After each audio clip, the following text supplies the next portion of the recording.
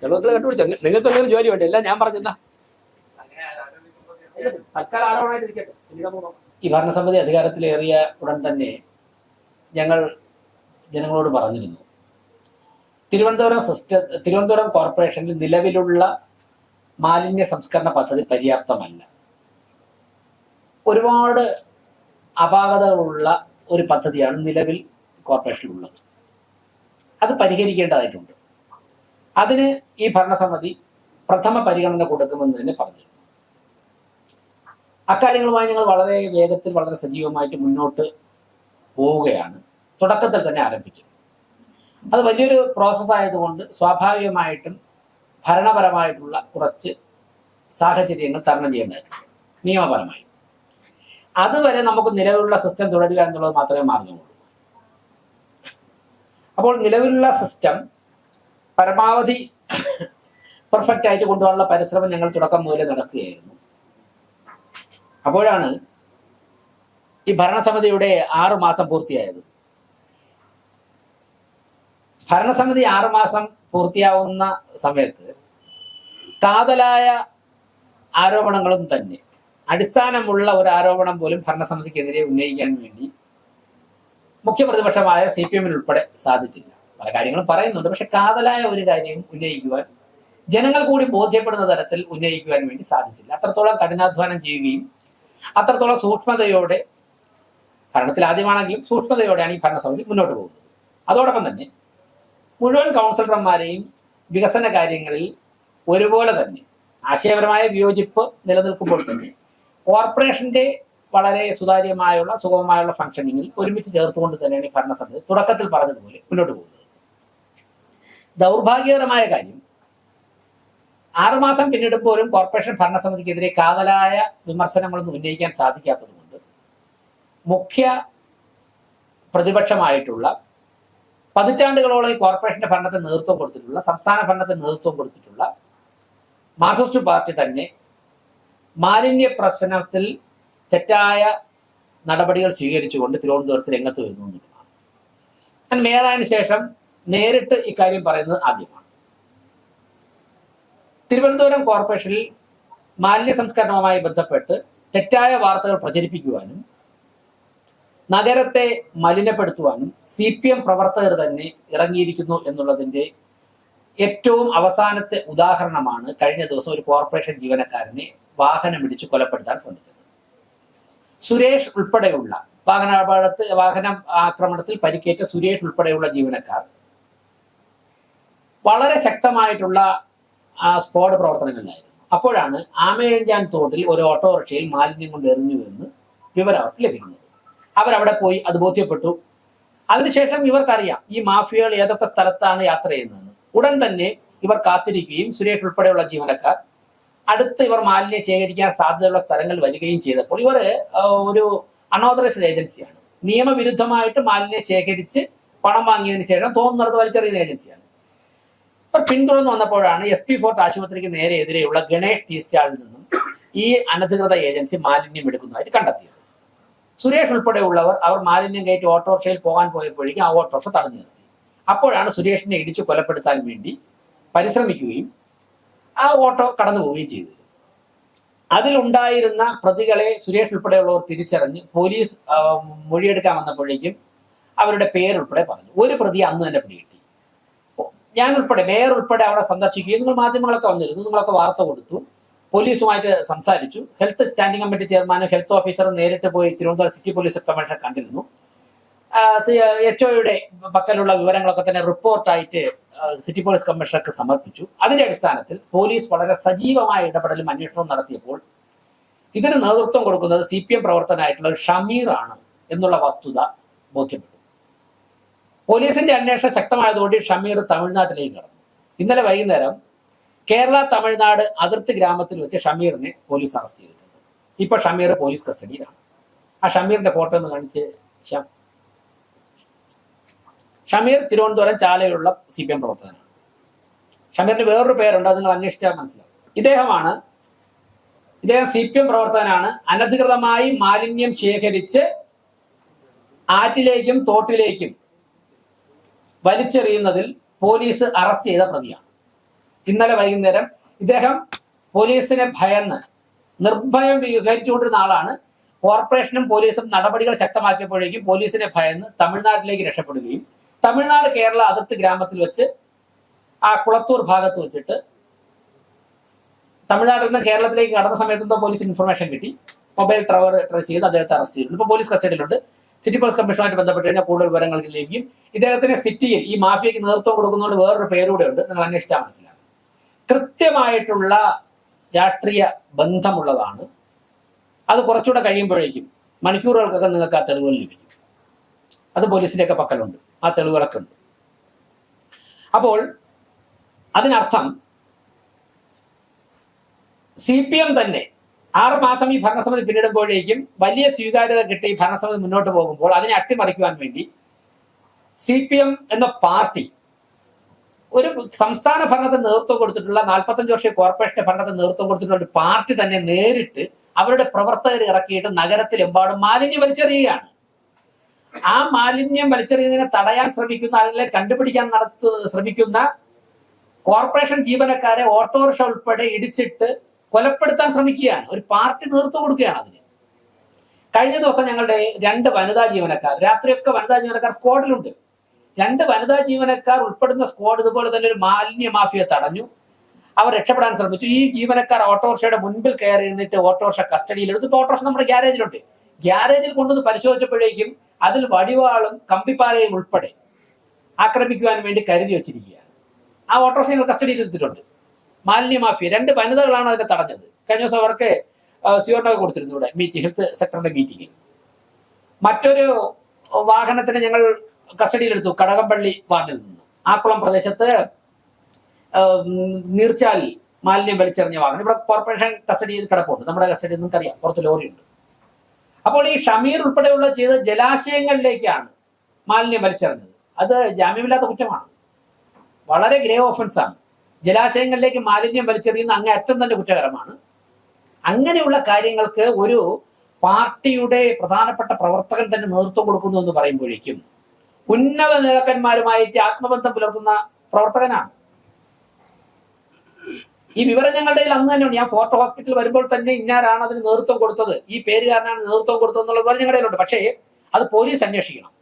Police അന്വേഷിച്ച് പോലീസിന് ബോധ്യപ്പെട്ട് നിയമ സംവിധാനത്തിലൂടെ അറസ്റ്റ് ചെയ്തതിനു ശേഷം മാത്രമേ ആ വിവരങ്ങൾ നിങ്ങൾ പുറത്തു പറയൂ എന്നുള്ളതാണ് അന്ന് നിങ്ങളോട് പറയാത്തത്. പക്ഷേ അന്ന് നിങ്ങളോട് പറഞ്ഞിരുന്നു ചില വിവരങ്ങൾ കൂടി പുറത്തു വരും, രാഷ്ട്രീയ ബന്ധങ്ങൾ പുറത്തു വരും. അപ്പോൾ അതിൽ നിന്ന് പിന്മാറണം.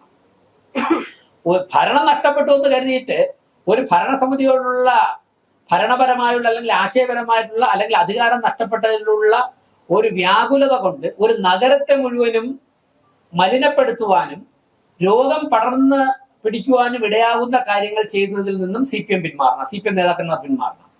അവർ ആശയപരമായിട്ട് വിയോജിച്ചോട്ടെ. ഭരണപരമായുള്ള കാര്യങ്ങളിൽ ഏതെങ്കിലും തരത്തിലുള്ള അഭിപ്രായ വ്യത്യാസം ഉണ്ടെങ്കിൽ അതിലവർ സമരം ചെയ്തോട്ടെ, അത് ജനങ്ങളുടെ മുൻപിൽ പ്രചരിപ്പിച്ചോട്ടെ. പക്ഷെ നഗരത്തിനെ മലിനപ്പെടുത്തുവാനും നഗരത്തിനെ നശിപ്പിക്കുവാനും വേണ്ടി ഇറങ്ങിത്തിരിക്കരുത്. ബഹുമാനപ്പെട്ട ഒരു മുൻ മന്ത്രി ഉൾപ്പെടെ ഇത്തരം കാര്യങ്ങളിൽ പ്രത്യക്ഷമായോ പരോക്ഷമായോ ഒക്കെ ഇടപെടുന്നു എന്നുള്ളത് അങ്ങേയറ്റം തന്നെ വിമർശന വിധേയമാക്കേണ്ട കാര്യമാണ്. അതിൽ നിന്നും പിന്മാറണമെന്നാണ് എനിക്ക് പറയാനുള്ളത്. ആശയപരമായി ഏത് തരത്തിലും നമുക്ക് സംവദിക്കാനോ ഒക്കെ തയ്യാറാണ്. ആശയപരമായ വ്യത്യസ്ത അഭിപ്രായം പുലർത്തുന്നവരോട് ഭരണപരമായിട്ട് വിയോജിപ്പുള്ളവർ നടത്തുന്ന സമരങ്ങളെയൊക്കെ തന്നെ ബഹുമാനിക്കുന്നു. പക്ഷെ ഇത്തരത്തിലുള്ള ഇരുട്ടിന്റെ മറവിൽ ക്രിമിനലുകളെയും ഗുണ്ടകളെയും കൂട്ടുപിടിച്ചുകൊണ്ട് ഒരു നഗരത്തെ തന്നെ തകർക്കുവാനുള്ള പരിശ്രമങ്ങളിൽ നിന്ന് പിന്മാറണം. ജനങ്ങളുടെ ഇടയിൽ നിങ്ങൾ ഉറ്റപ്പെടുകയുള്ളൂ. ഞങ്ങൾ ഒരു വികാരത്തിന്റെ പേരിലല്ല ഇത് പറയുന്നത്.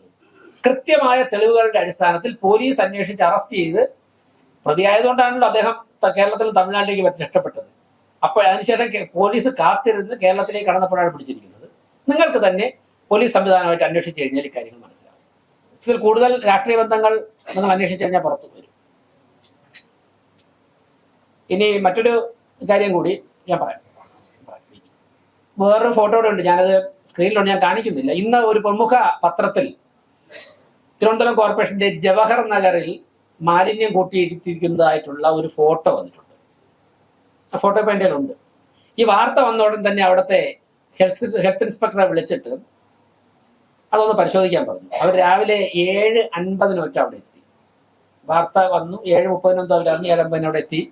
ജിയോ ടാഗ് ചെയ്ത ഫോട്ടോ ഈ സ്ക്രീനിലുണ്ട്, ഞാനിപ്പോൾ അത് കാണിക്കുന്നില്ല.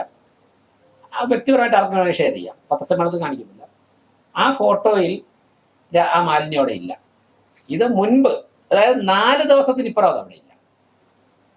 അവിടെ നമ്മുടെ സംഭരണ കേന്ദ്രം നിറഞ്ഞപ്പോഴേക്കും ചാക്കിൽ കിട്ടാൻ ഫുഡ് വേസ്റ്റ് അല്ല, പ്ലാസ്റ്റിക് വേസ്റ്റ് അങ്ങനെ അവിടെ അത് സംഭരണ കേന്ദ്രമുണ്ട്. സംഭരണ കേന്ദ്രം നിറഞ്ഞപ്പോഴേക്കും വാഹനം വരുന്ന സമയത്തേക്ക് വരെ അതിന്റെ സൈഡിൽ വെച്ചിരുന്നു. അവിടെയല്ലേ വെക്കാൻ പറ്റുള്ളൂ, വച്ചിരുന്നുള്ള വസ്തുതയാണ്. വേറെ ദിവസങ്ങളില്ല. പക്ഷെ ഇന്നലത്തെ ഫോട്ടോ അല്ല, ജിയോ ടാഗ് ചെയ്ത ഫോട്ടോ ഇന്ന് രാവിലെ എടുത്ത് എൻ്റെ കയ്യിലുണ്ട്, IT ഓഫീസറുടെ കയ്യിലുണ്ട്. ഇതുപോലെ കാണിക്കാൻ വേണ്ടി ഞങ്ങൾ പ്രിപ്പയർഡ് ആണ്, പക്ഷെ പത്രസമ്മേളനത്തിൽ കാണിക്കുന്നില്ല. അപ്പൊ ഇന്നലത്തെ വാർത്ത, ഇന്നലത്തെ ഫോട്ടോ അല്ല, മുൻപ് ഏതോ ഒരു ദിവസം എടുത്തത് ഇപ്പൊ വാർത്ത കൊടുക്കാൻ വേണ്ടി തീരുമാനിച്ചിരിക്കുന്നത് കൊണ്ട്. അതിന് കാരണമായത് മാധ്യമപ്രവർത്തകരുടെ പ്രശ്നമല്ല. CPM എന്നൊരു പാർട്ടി തന്നെ ഇത്തരത്തിലൊരു ക്യാമ്പയിൻ നടത്തുമ്പോൾ മാധ്യമപ്രവർത്തകർ അതിൽ നിന്ന് മാറി നിന്ന് കഴിഞ്ഞാൽ അത് അവർക്കൊരു ബുദ്ധിമുട്ടാവോ വിഷമാവാതിരിക്കാൻ വേണ്ടി അവർ കൊടുത്തു. അപ്പൊ കൊടുത്തപ്പോൾ ഇന്നലെ അവിടെ പ്രശ്നമില്ല, അപ്പൊ പഴയ ഒരു ഫോട്ടോ ആയിരുന്നു, അതെടുത്ത് കൊടുത്തു. അങ്ങനെ പരിശോധിച്ചാൽ ഞാൻ നേരത്തെ പറഞ്ഞല്ലോ, പെർഫെക്റ്റ് സിസ്റ്റം അല്ലാത്തത് കൊണ്ട് തന്നെ ഏതെങ്കിലുമൊക്കെ സ്ഥലത്ത് എന്തെങ്കിലുമൊക്കെ ഇങ്ങനെ ഉണ്ടാവും. അത് സിസ്റ്റം പെർഫെക്റ്റ് ആക്കുന്നവരെ ഞങ്ങൾ ഓരോ നിമിഷം, ഇന്ന് രാവിലെ സെക്രട്ടറിയായിട്ട് 1 മണിക്കൂർ ഇതിന്റെ ചർച്ചകൾ. എന്റെ പ്രശ്നം എന്ന് വെച്ചാൽ നമുക്ക് ഈ വിളപ്പിൽശാല ഇങ്ങനെ പ്രതിസന്ധി ഉണ്ടാക്കി കളഞ്ഞതുകൊണ്ടാണ്. അതിനെ വളരെ ഭംഗിയായിട്ട് കൈകാര്യം ചെയ്യുന്ന തിരുവനന്തപുരം കോർപ്പറേഷൻ പ്രശ്നം ഉണ്ടാവില്ലായിരുന്നു. നമുക്കൊരു 400 ടൺ വേസ്റ്റ് തിരുവനന്തപുരത്ത് ഉണ്ടാകുന്നത് സംസ്കരിക്കാൻ തക്ക തരത്തിലുള്ള ഒരു പ്ലാന്റ് വേണം. ആ പ്ലാന്റ് ഉണ്ടെങ്കിൽ മാത്രം പ്രശ്നം ആദ്യത്തെ പരിഹരിക്കും. ഞങ്ങൾ അതിന്റെ പരിശ്രമത്തിലാണ്, കഠിന പരിശ്രമത്തിലാണ്. നിങ്ങൾക്കൊക്കെ അറിയാം, 2 ഗവൺമെന്റ് മാറി വരുന്ന ഒരു ഘട്ടം. ഒരു ഭരണസമിതി വരുന്നു, 3 മാസം കഴിഞ്ഞപ്പോൾ ഉണ്ടായിരുന്ന ഗവൺമെന്റ് മാറി, പുതിയ ഗവൺമെന്റ് വരുന്നു. അതിനിടയ്ക്ക് 4 മാസത്തിനിടയ്ക്ക് 4 സെക്രട്ടറിമാരായി, 3 സെക്രട്ടറിമാരായി ഇപ്പോൾ 4 മാസത്തിനിടയ്ക്ക്. അപ്പോൾ ഉണ്ടായി വരുന്ന ചില ഭരണപരമായിട്ടുള്ള കാലതാമസമുണ്ട്. പക്ഷെ ഞങ്ങൾ വളരെ സജീവമായിട്ട് കാര്യങ്ങളുടെ മുന്നോട്ടാണ്. അത് പരിഹരിക്കുന്നതോടുകൂടി ഈ പ്രശ്നം ആത്യന്തികമായിട്ട് കറക്റ്റ് ചെയ്യും. അതിപ്പോ പറഞ്ഞു കഴിഞ്ഞാൽ ഇത് പറയണമെന്നുണ്ടെങ്കിൽ എനിക്ക് അങ്ങനെ ഒരു സ്ഥലം നിങ്ങളുടെ മനസ്സിൽ വരണ്ടേ. എന്നുവെച്ചാൽ ചർച്ചയിൽ, ഞാൻ പറയാം, ചർച്ചയിലുണ്ട് ഫിക്സ് ചെയ്യുന്ന വെച്ചാൽ കൃത്യമായിട്ട് അറിയിക്കേണ്ട സമയത്ത് നിങ്ങൾ എല്ലാവരെയും അറിയിച്ചു കൊണ്ടുപോകില്ല. ഇപ്പൊ തിരുവനന്തപുരം പ്രശ്നം പരിഹരിച്ചുകൊണ്ടിരിക്കുകയല്ലേ, പൂർണ്ണമായിട്ട് മാറ്റിയിട്ടില്ല. ഇന്നും രാവിലെ പിടിക്കുന്നുണ്ട്. രാഷ്ട്രീയ പാർട്ടികളോട് കൂടിയാലോചിക്കേണ്ട സമയം ആയിട്ടില്ല. നമുക്ക് ചില പ്രപ്പോസലിലെ അതിൻ്റെ ഒരു പ്രാഥമിക ചർച്ചകളിലാണ്. രാഷ്ട്രീയ പാർട്ടികളോട് കൂടിയാലോചിക്കേണ്ട സമയം വരുമ്പോഴേക്കും എല്ലാ രാഷ്ട്രീയ പാർട്ടികളോടും വളരെ ഗൗരവമായിട്ട് കൂടിയാലോചിച്ച് ചർച്ച നടത്തി മുന്നോട്ട്. കമ്പിവേലി പലപ്പോഴും കമ്പിവേലി കെട്ടിയതിനെ നെറ്റ് അറുത്തിട്ട് അവിടെ മാലിന്യം ഇടുന്നുണ്ട്. കമ്പിവേലി കെട്ടാൻ വേണ്ടി മുടക്കുന്ന പണം മാത്രം വേസ്റ്റ് ആവും.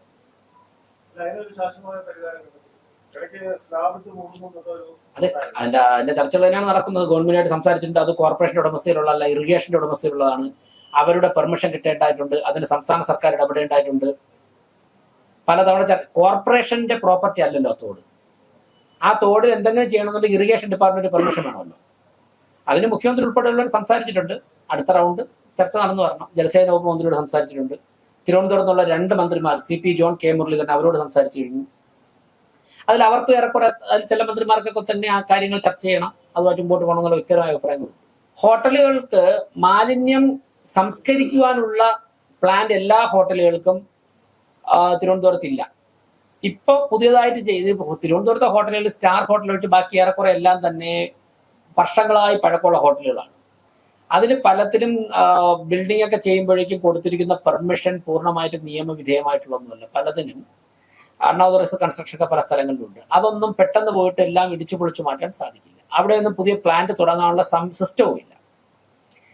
പുതിയതായിട്ട് ചെയ്യുന്ന ഹോട്ടലുകൾക്ക് അതിന്റെ വലിപ്പം അനുസരിച്ച് നിയമവിധേയമായിട്ട് പ്ലാന്റ് വേണം എന്നൊക്കെ പറഞ്ഞ് നമുക്ക് ആവശ്യപ്പെടാം.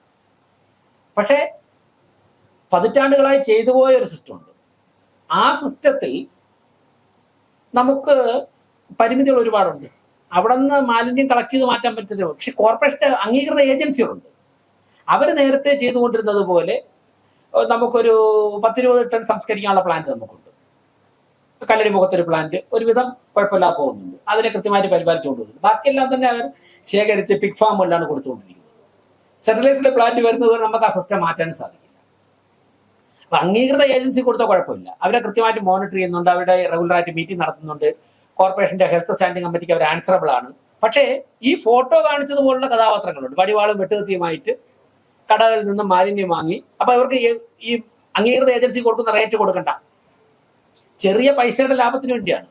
ഈ മാഫിയകൾ ചെയ്യുന്നത് വെളുപ്പിനൊരു 4-5 മണിക്കൂർ മാത്രം ജോലി ചെയ്താണ്, 3-4 മണിക്കൂർ ലക്ഷക്കണക്കിന് രൂപ മാസം കിട്ടുകയും ചെയ്യും. പിന്നെ പകലൊക്കെ അവർക്ക് ഇഷ്ടമുള്ള മറ്റുള്ള കാര്യങ്ങൾ ചെയ്യാം. അത് നടക്കില്ല. അതിന് ശക്തമായ ആക്ഷൻ. ഇന്നലെ തമിഴ്നാട്ടിൽ നിന്നിലോട്ട് രക്ഷപ്പെട്ട ആളിനെ പിടിച്ചല്ലോ, പിടിച്ചവരെയൊക്കെ റിമാൻഡ് ചെയ്യുന്നുണ്ടല്ലോ, കൃത്യമായിട്ട് മൊഴി കൊടുത്തിട്ടുണ്ടല്ലോ. ഒരു സംശയവും വേണ്ട, ഒരു മാഫിയയും തിരുവനന്തപുരത്ത് കോർപ്പറേഷനുമായിട്ട് ബന്ധപ്പെട്ട് വിളയാടാൻ അനുവദിക്കില്ല. ഏതിനാണ്? അതാണ് ഞാൻ പറഞ്ഞത്, അംഗീകൃത ഏജൻസികൾക്ക് കൃത്യമായിട്ടുള്ള മാനദണ്ഡങ്ങളുണ്ട്.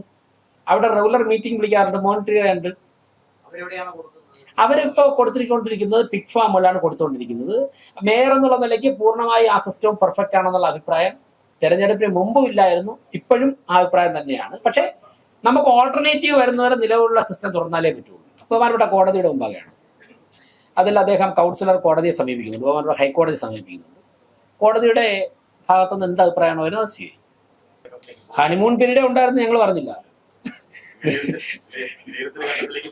ഹണിമൂൺ പീരീഡ് ഞങ്ങൾ ആഗ്രഹിച്ചു. നിങ്ങൾ വിലയിരുത്തിക്കോ, നിങ്ങൾ എല്ലാ ദിവസവും വിലയിരുത്തില്ലേ? അത് കഴിയട്ടെ, കൈരളിക്ക് സമയം കൂടി. പ്രതിപക്ഷ ബഹുമാനം വേണ്ടി എന്ത് പ്രശ്നങ്ങളുണ്ട്, ഭരണസ്തംഭനം എന്ന് പറയുന്നത്. അപ്പൊ ഈ പ്രതിപക്ഷ അംഗങ്ങളെ എല്ലാം കൂട്ടിയോജിപ്പിച്ചുകൊണ്ട് ഒരു കൗൺസിൽ യോഗം വരെ കൂടാൻ കഴിയുന്നു. അപ്പൊ 29 കൂടിയ നിങ്ങളില്ലായിരുന്ന യൂട്യൂബ് അടിച്ചു നോക്കി 29 കൗൺസിൽ അജണ്ട. ഞാൻ ചോദിക്കട്ടെ, ഞാൻ ചോദ്യം തീർന്നില്ല. അപ്പൊ ഇതിനകത്ത് മേയർ എന്നുള്ള നിലയിൽ ഇവരെല്ലാം വിളിച്ചുകൂട്ടി ഒരു കൗൺസിൽ യോഗം ചേർന്ന് ഈ കൗൺസിലർമാരുടെ വിഷയങ്ങൾ, മാലിന്യ പ്രശ്നമാവട്ടെ, തെരുവുനായ പ്രശ്നമാവട്ടെ, ഈ മാലിന്യ നീക്കവുമായി ബന്ധപ്പെട്ട പ്രശ്നങ്ങൾ, ഇതൊക്കെ പരിഹരിക്കാൻ വേണ്ടി അതിന് ഇനിഷ്യേറ്റീവ് എടുക്കണ്ടേ? ഒരു കൗൺസിലർ സംരക്ഷിക്കുന്നതിന് വേണ്ടി മേയർ നഗരസഭാ യോഗം തന്നെ കൂടാൻ കഴിയുന്നില്ല എന്ന് പറഞ്ഞാൽ അതൊരു വലിയ വിവാദമില്ല. അതിന് പരിഹാരം മേയറല്ലേ കാണേണ്ടത്. അതാ ചോദ്യം. ഇനി പറഞ്ഞോ, തീർന്ന എസ് ആണ് ഞാൻ ആദ്യം ചോദിച്ചാൽ മറന്നു. പിന്നെ ഇതിലെ കൗൺസിൽ യോഗം 29 കൂടി. ഒരിക്കലും ഒരു മേയർമാരും എന്റെ ശ്രദ്ധയിൽ ഇതുവരെ പറഞ്ഞിട്ടില്ലാത്തവരാണ് പലതവണ റിക്വസ്റ്റ് ചെയ്തു, നമുക്ക് അജണ്ട ചർച്ച ചെയ്യാമെന്ന് റിക്വസ്റ്റ് ചെയ്തു. പക്ഷേ അതിലപ്പുറം കയ്യിൽ നിൽക്കാത്ത അവസ്ഥയിലേക്ക് പോയപ്പോഴാണ് കൗൺസിൽ യോഗം പെട്ടെന്ന് പിരിയേണ്ടി വന്നത്. നമുക്ക് 3-4 മണിക്കൂർ ചർച്ച ചെയ്യാൻ തയ്യാറായിട്ടാണ്, അത്രത്തോളം ഗൗരവമായ അജണ്ടകൾ ഉണ്ടായിരുന്നു. നമ്മുടെ ഇവിടുത്തെ ജീവനക്കാരുടെ മക്കളുടെ വിവാഹം, അതിൽ 4 അജണ്ട അങ്ങ് പരിശോധിച്ചാൽ 4-5 അജണ്ട ജീവനക്കാരുടെ മക്കളുടെ വിവാഹത്തിനൊരു ധനസഹായം കൊടുക്കും, പലിശ കുറച്ചൊരു ലോണായിട്ടാണ് കൊടുക്കുന്നത്. അതുൾപ്പെടെ പാസ്സാക്കേണ്ടതായിട്ടുണ്ടായിരുന്നു, അല്ലെങ്കിൽ വിവാഹം അടുത്ത ദിവസമാണ്. അപ്പൊ അതുൾപ്പെടെ ചർച്ച ചെയ്യേണ്ടതായിട്ടുണ്ടായിരുന്നു. അതിനോടുള്ള സമയം തരാത്ത രീതിയിലുള്ള സാഹചര്യമായിരുന്നു അവിടെ. അപ്പൊ സ്വാഭാവികമായിട്ടും കൗൺസിൽ യോഗം നേരത്തെ അവസാനിക്കേണ്ടതായിട്ടുണ്ട്. അടുത്ത കൗൺസിൽ യോഗം ചേരുന്നുണ്ട്. ആ കൗൺസിൽ യോഗം ചേരുമ്പോഴും വിശദമായി ചർച്ച ചെയ്യാനുള്ള സമയമുണ്ട്. പിന്നെ മാസത്തിലൊരു കൗൺസിൽ യോഗം ചേരണമെന്നാണ് നിയമത്തിൽ പറഞ്ഞിട്ടുള്ളത്. അത് കൃത്യമായി ചേരുന്നുണ്ട്. ഞാൻ പറയട്ടെ, മാസത്തിലൊരു കൗൺസിൽ യോഗം, ജൂണിലൊരു കൗൺസിൽ യോഗം ചേർന്നാൽ ജൂലൈയിൽ ഒരു യോഗം. നിങ്ങൾക്ക് ഇതെല്ലാം നിയമത്തിന്റെ മുമ്പിലുണ്ട്. ഞാനൊന്ന് പറഞ്ഞോട്ടെ, നിയമപരമായിട്ടാണ് യോഗം ചേർന്നിട്ടുള്ളത്. അതിൽ യോജിപ്പുള്ളവർക്ക് സ്വാഭാവികമായിട്ട് അതിന്റെ മുകളിൽ നടപടികളുണ്ട്. അത് കൗൺസിലിലേക്ക് ആയിട്ട് ബന്ധപ്പെട്ട കാര്യങ്ങൾ ചെയ്യാം. പിന്നെ കൗൺസിലർമാരുമായിട്ട് ചർച്ച ചെയ്യേണ്ട എല്ലാ കാര്യങ്ങളും കൗൺസിലർമാരുമായിട്ട് ചർച്ച ചെയ്യുന്നു. ഓരോ ദിവസവും വിളിച്ചെടുത്ത് 101 കൗൺസിലർമാരെ ചർച്ച ചെയ്ത് ഇന്ന് ഇങ്ങനെ പ്രവർത്തിക്കണമെന്ന് ചോദിച്ചു മുന്നോട്ട് പോകാൻ സാധിക്കില്ല. തെരുവുനായി പ്രശ്നം കൗൺസിൽ ചർച്ച ചെയ്തു, കൗൺസിലർമാരൊക്കെ ആ വിഷയം ഉന്നയിച്ചു. ഭരണസമിതി അധികാരമേറ്റ് ദിവസങ്ങൾക്ക് തന്നെ അതിന്റെ പ്രോസസ് ആരംഭിച്ചു. എല്ലാ ദിവസവും തെരുവുനായ്ക്കളെ പിടിച്ചുകൊണ്ടിരിക്കുക. നിലവിലുള്ള സിസ്റ്റം അനുസരിച്ച് 15 മുതൽ 20 നായ്ക്കളെയാണ് ഒരു ദിവസം ABC ചെയ്യാൻ സാധിക്കും. അതിനെ ചെയ്ത് 5 ദിവസത്തെ വിശ്രമം കൊടുത്ത് ഇന്നലെ മെനഞ്ഞാന്ന് രാത്രിയും 60 എണ്ണത്തിനെ ഷെൽട്ടറിലേക്ക് മാറ്റി. ഇന്നലെ സെക്രട്ടേറിയറ്റിൽ നിന്ന് ഉൾപ്പെടെ നായ പിടിച്ചിട്ടുണ്ട്, മണ്ണന്തല വാർഡിൽ നിന്ന് പിടിച്ചിട്ടുണ്ട്. ഇന്നിപ്പോൾ പാളയം വാർഡ് കൗൺസിലർ UDFന്റെ കൗൺസിലർ ഷെർലി ചേച്ചി വിളിച്ചിരുന്നു രാവിലെ. പാളയത്ത് 10-15 എണ്ണം ഉണ്ട്, കുറെ നായ്ക്കളെ പിടിക്കും. ഇന്നിപ്പോൾ ഡോക്ടറെ വിളിച്ചിട്ടുണ്ട്, ഉച്ചയ്ക്ക് വൈകുന്നേരം അല്ലെങ്കിൽ നാളെ വെളുപ്പിന് പാളയത്ത് നിന്ന് പിടിക്കും. നിങ്ങളോടും പറയുന്നത്, നിങ്ങൾക്ക് വലിയ പ്രശ്നമുള്ള തരത്തിൽ അക്രമകാരികളായ നായ്ക്കളുണ്ടെന്നുണ്ടെങ്കിൽ അടുത്ത ദിവസങ്ങളിൽ അതിനെ വിളിച്ചു മാറ്റും. അപ്പൊ അക്കാര്യം പരിഹരിച്ചു പോവുകയാണെ അതിൽ യാതൊരു എന്ന് വെച്ചാൽ സമയമെടുക്കും, പക്ഷെ പരിഹരിച്ചു തുടങ്ങിയിട്ടുണ്ട്. പിന്നെ മാലിന്യ പ്രശ്നം കൃത്യമായിട്ടുള്ള ചർച്ച നടത്തിയിട്ടുണ്ട്. കൗൺസിലർമാരുമായിട്ട് ചർച്ച ചെയ്യേണ്ട കാര്യങ്ങൾ, രാഷ്ട്രീയ കാര്യങ്ങൾ അവരുമായിട്ട് ചർച്ച ചെയ്തു, ഉദ്യോഗസ്ഥ തലത്തിൽ ചർച്ച ചെയ്യുന്നുണ്ട്. ആ പ്രോസസ്സൊക്കെ നടക്കുകയാണ്.